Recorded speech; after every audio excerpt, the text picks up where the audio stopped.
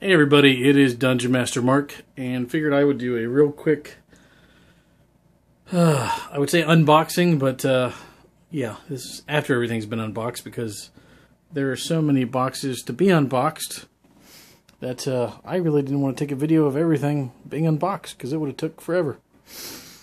But this is the Dwarven Forge Kickstarter 3, the city tiles.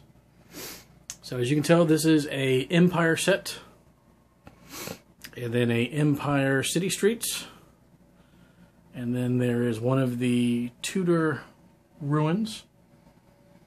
And then I have a couple other, few other add-on boxes down here that I haven't opened up yet for the Kickstarter rewards. And I have some more leftover pieces here and then there. And then I have a couple add-ons in the box that I haven't even got out yet. And to be honest with you, I'm tired of unboxing stuff at this point. I figure, screw it, let's go and do a video. So let's just go ahead and get some close-up videos and some pictures. I apologize, it is extremely cold today and I'm fighting getting over being sick.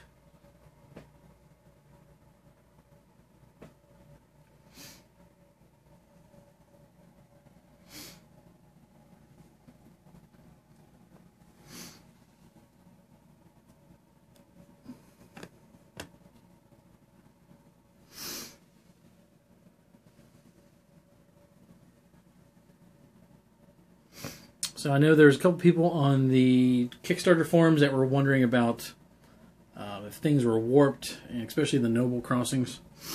And unfortunately, they do not match up very well on some of these. As you can probably tell, let me see if I can line up by hand. So they're a little crooked, and then you have some tiles like this one that stick up a good bit. So I'm going to try to boil some of these. Like I said, even this one here, even if I unwarp it, it's still going to stick up a little bit. So, not perfect,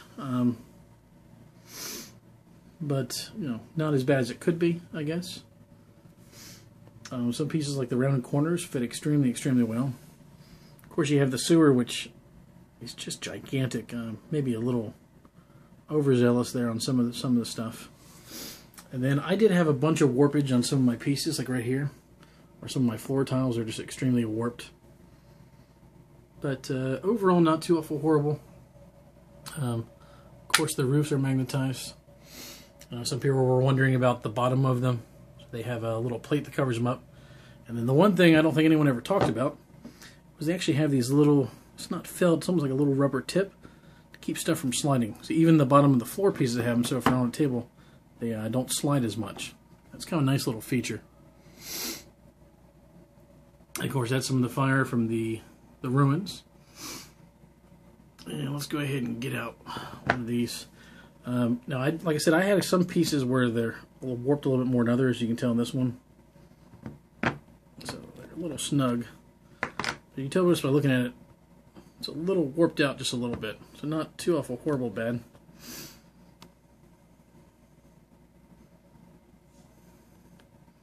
It kind of gives you an idea of how everything fits together. The good thing is, like I said, they're snug enough fit. I don't think you have to worry about, like some of these, you can easily pick them up just by the sides. Like I said, as long as you pinch it in a little bit, you don't have to worry about them necessarily falling apart. So it's not necessarily a bad thing. One thing I would like to say is, you know, the quality of some of the street pieces, a little off. Even right there, let me see if I can zoom in a little bit. Obviously, there's a huge little lips and dimples in some places. And of course, since there's numerous of the same ones, it repeats over and over and over. But, you know, that's kind of nitpicking. You know, this is Dwarven Forge's third Kickstarter, so, you know, every once in a while you might have something that doesn't fit 100% perfect, but, you know, that is kind of nitpicking a little bit. The other thing is the street set, you almost really need not necessarily two of the Imperial streets for an Empire pledge, but you almost need like a couple more of the straight pieces and a couple more of the alleyways and then the T-junctions. So I'm probably going to have to see about picking up maybe some more streets. the street sets themselves I'm actually using for my kids when they play, and then my Empire Pledge is going to be just for me, and then the kids have a separate Empire Pledge for themselves that they're going to be putting away. But, you know, the streets themselves, like I said, I could see where some people are going to gripe a little bit, especially when you have areas like this where there's the huge kind of lip right there. But, you know, over and all, you know, I think Stefan and them did a good job of putting everything together and making everything kind of meld together. When you consider how many pieces are in this set, there had to have been just a hellish amount of molds. But the paint jobs, like I said, this is the pre-painted. The other Empire set I have for myself is unpainted. So I get to paint all that myself. Paint job is pretty decent. I'm not sure how well the video is going to show it. Like I said, this room is a little dark. But the green for like the moss in the streets is not too bad. One thing I am thinking about doing before I put these away for my kids is putting like a little Mod Podge or a little bit of water in there so it looks like there's some water in the gutter. And kind of one oddball thing, like I said, the streets kind of curve up towards the center a little bit, which is kind of natural, you know, where you have wheeled carts, you know, would wear away the sides a little bit, but I'm not sure how well that'll do with minis, if you're going to have minis tipping over or not. But, yeah, like I said, overall, kind of gives you an idea of the paint quality and the look and feel and of everything. And like I said, this is a Empire Pledge with the ruins, one set of ruins, and then one Empire Streets. So it kind of gives you an idea of what all you can build.